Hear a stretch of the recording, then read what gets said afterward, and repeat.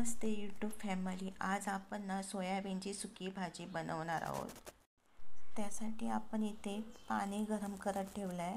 या पाण्यामध्ये आपण जे सोयाबीन घेतले आहेत ते घालायचे आहेत आणि 2-3 मिनटं हे चांगले उकळून घ्यायचे आहेत. त्याला टेस्ट येण्यासाठी आपण इथे चवीप्रमाणे मीठ घातलेलं आहे आणि हे चमच्याने मी हलवून घेतले. बघा, 2 मिनटातच आपले हे सोयाबीन चांगले उकळलेले आहेत. आता आपण या सोयाबीनमधलं सर्व पाणी काढून घ्यायचं आहे.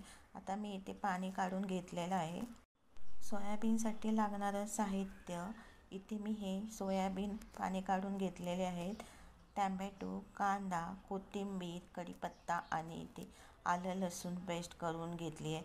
हे साहित्य आपण सर्व भाजीसाठी वापरणार आहोत. आता आपण इथे कढई गरम करत ठेवली आहे. कढईमध्ये मी 2 चमचे तेल घालून घेतले. आता आपण त्याच्यामध्ये जिरा मोहरीची फोडणी द्यायची. त्याचप्रमाणे कढीपत्ता घालायचा आणि नंतर त्यामध्ये आपण आलं लसूण, काही चिरलेला कांदा हा परतून घ्यायचा आहे आणि त्याच्यामध्ये आपण काही मसाले घालणार आहोत. तर आता इथे मी हळद घालते 1 चमचा, किचन किंग मसाला, गरम मसाला, त्याचप्रमाणे आपण मालवणी मसालाही घालायचा आहे त्याच्यामध्ये 1 चमचा. मसाले आपण परतून घ्यायचे आणि त्यानंतर त्यामध्ये आपण बारीक चिरलेला टॅमॅटो घालायचा, तोही परतून घ्यायचा आहे.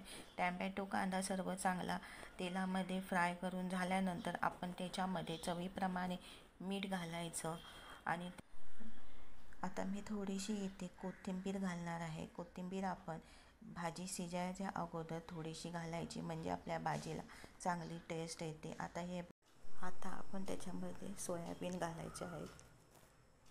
सोयाबीन घालून मिक्स करून घ्यायची भाजी. यूट्यूब फॅमिली, मी तुमच्यासोबत लाईव्ह येणार आहे. तर तुम्हाला काही प्रश्न विचारायचे असेल तर तुम्ही विचारू शकता. आता इथे मी सोयाबीन आपले मिक्स करून झाले आहेत. तर आता आपण त्याच्यामध्ये थोडीशी कोथिंबीर घालायची आणि ते आपण हलवून घ्यायची.